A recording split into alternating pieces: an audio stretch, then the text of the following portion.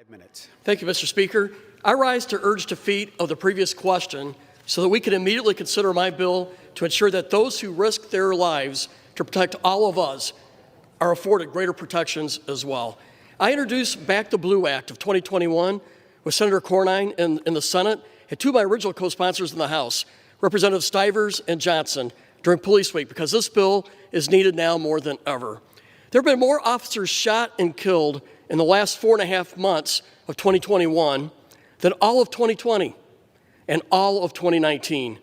In 4.5 months, we've had more fatalities, more murders of policemen in the whole year of 2020 and the whole year of 2019. It is clear that we need to enforce greater protections for those who protect us, and that is why my colleagues and I introduced Back the Blue Act. The numbers are alarming. In 2018, 83 police officers were shot and 26 were killed.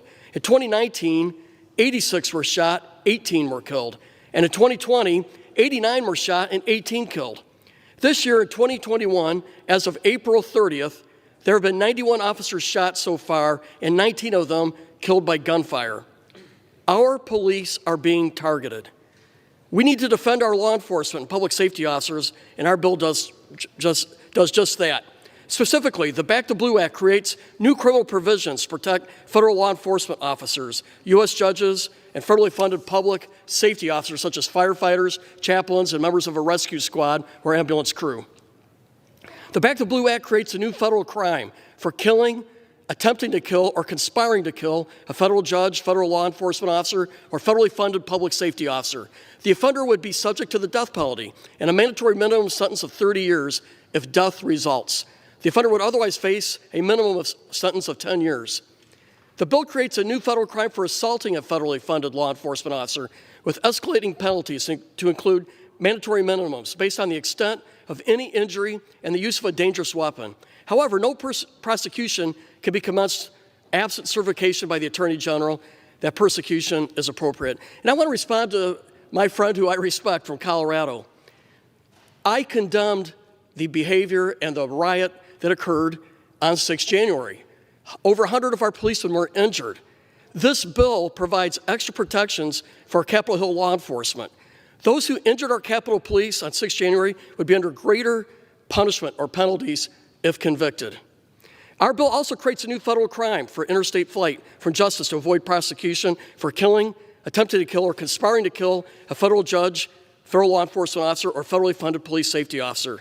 The offender would be subject to a mandatory minimum sentence of 10 years for this offense.